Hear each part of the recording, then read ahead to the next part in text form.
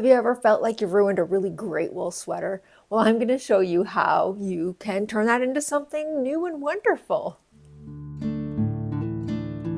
Let's see what we can turn this formerly extra large, 100% extra fine merino wool sweater into. So I've decided to make 2 wool diaper covers from this one sweater.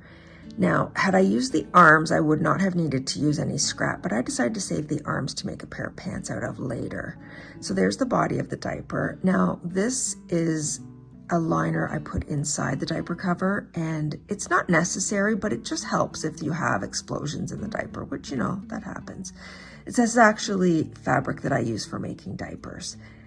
And if I were using wool, I would even sew this on the outside just so there's less seams on the inside. Now this is a free pattern and I will link to it in the description below.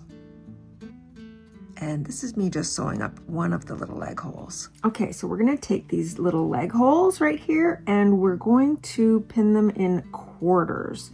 And so what I mean by that is we're folding it in half and then we're gonna pin at the seam, exactly opposite the seam, and then in the quarter spots. And this is just so that we make sure we get them on straight, because we're going to do the same over here. So we're just going to fold this wrong side, well, right sides together, I guess.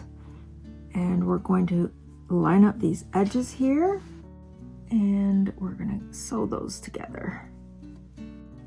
And now we're going to do the same thing. We're going to mark the quarters on the leg hole. So the seam, I don't actually need to mark the seam because it's obvious. I'll put a pin here, and put a pin here. This is just so we can match them up with the little pins we put in the leg holes. Okay. So this is right side out. You can see the liners on the inside. We want the open part, the seam part here.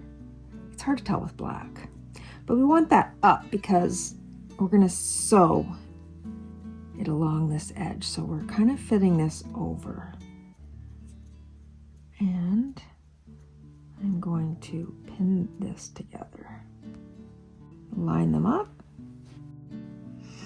Okay. So you'll see that the outside, the cuff, is a little smaller, so it's making the inside pucker up. So we're going to pull it really tight when we sew it, so that it lines up nicely, and then that's going to hold it. And then it's going to shrink back in for the nice little leg holes. So let's go to the sewing machine and let's do that. So I'm going to take this off of here, and this leg is going to fit around here quite nicely. So I'm just going to stretch this little leg out and pull it around. Make sure all the layers, this is the most important part, make sure you get all the layers in the right place. I'm famous for weaving just the top 2 layers and missing the bottom layer. It looks like these seams are going to line up. That's also another struggle I have. I'm going to stop every few minutes and just make sure all my layers are through. Okay. And there we have it. I'll trim off these little edges, but you can see that little leg hole is just as cute and not perfectly lined up, but pretty close. And now we're going to do the exact same thing for the waistband.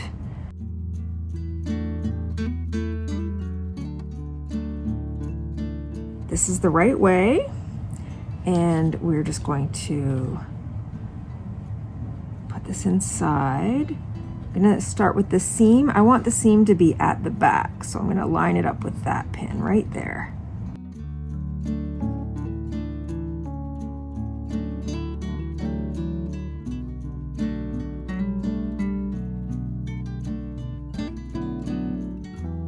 And here we have our end result, 2 beautiful little diaper covers. And we actually still have these arms left that I can turn into a little pair of pants.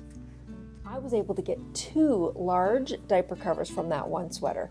And now that you know how to do that, you're definitely going to need to know how to analyze those diaper covers. And you can do that by watching this video over here. Please give us a like on the way out, and I'll meet you over there. Bye for now.